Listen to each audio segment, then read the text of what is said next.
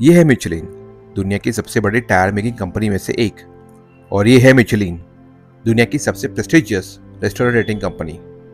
आज हम जानेंगे कि एक tyre making company restaurant rating company के बिजनेस में आई कैसे, और आज इनकी रेटिंग का इतना बड़ा नाम क्यों है, और लोग इनके रेटिंग को ज्यादा प्रेफर क्यों करते हैं। तो कहानी की शुरुआत होती है ईयर 1889 फ्रांस के क्लेरमोंट फेरेंट शहर में, जहाँ पे दो भाई आंद्रे मिचेलिन और यूडो मिचेलिन ने अपनी एक मिचेलिन टायर कंपनी की शुरुआत की थी।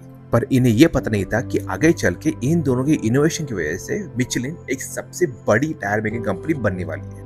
और इस सब की शुरुआत तब होती है जब एक दिन एक कस्टमर अपनी खराब टायर लेके उनके शॉप पे आ जाता है। उस समय टायर बदलने की तकनीक बहुत पुरानी थी और टायर रिपेयर करते वक्त बहुत समय लगता था, क्योंकि टायर पहिए से चिपका रहता था और उसे रिपेयर करने में बहुत मुश्किलें होती थी, क्योंकि पहिए से चिपके हुए टायर को निकालने में लगभग 3 घंटे लगते थे। रिपेयर किए हुए टायर को फिर से गम से चिपकाया जाता था, उसे एक दिन तक सूखने के लिए रखा जाता था। सूखने के बाद उसे टेस्ट करके देखा जाता था कि अगर वो टायर ठीक है या नहीं। अगर वो ठीक नहीं है तो फिर से उसे निकाल के उसी प्रोसेस को दोहराया जाता था। इस सब में बहुत समय वेस्ट हो रहा था। ये सब रिपेयर करते वक्त यूडो मिचेलिन ने सोचा क्यों ना एक ऐसा टायर बनाया जाए जिसे आसानी से बदला और निकाला जा सके। यूडो ने अपनी इस आइडिया को आंद्रे के साथ डिस्कस किया और फिर दोनों ने मिलकर 2 साल के अंदर यानी 1891 में दुनिया का सबसे पहला डिटैचेबल टायर का निर्माण किया।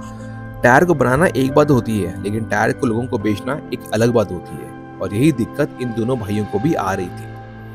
लोगों को पता था ये tyre easy to use, easy to repair है, लेकिन क्या वो उतने रिलायबल है, उसकी गारंटी नहीं थी। और यही प्रूव करने के लिए मिचेलिन ब्रदर्स ने उनके यहाँ की सबसे बड़ी रेस यानी पेरिस ब्रेस्ट पेरिस, ये इस रेस में भाग लिया। पेरिस ब्रेस्ट पेरिस ये उस समय की सबसे बड़ी रेस थी, जहाँ पे लोगों को लगभग 1200 किलोमीटर इतनी लंबी रेस पूरी करनी थी। इस रेस में उन्होंने साइकिलिस्ट चार्ल्स टेरंट के साइकिल के सारे पहिए अपने टायर के साथ बदल दिए थे, ताकि ये प्रूव कर सके कि उनके टायर्स भी लॉन्ग रन के लिए रिलायबल है। ये रेस जीत के मिचेलिन ने अपने टायर्स की मजबूती तो साबित कर ली, लेकिन उसके साथ ही लोगों का भरोसा भी अपनी तरफ खींच लिया। ये उनकी एक गजब मार्केटिंग स्ट्रेटेजी थी।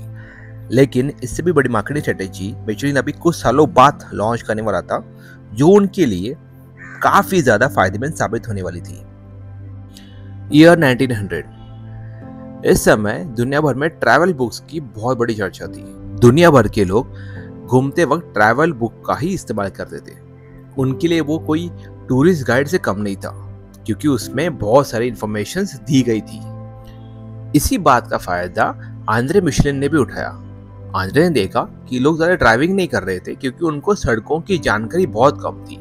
इसलिए 1900 में उन्होंने अपनी खुद की एक हैंडबुक मिचेलिन गाइड का निर्माण किया।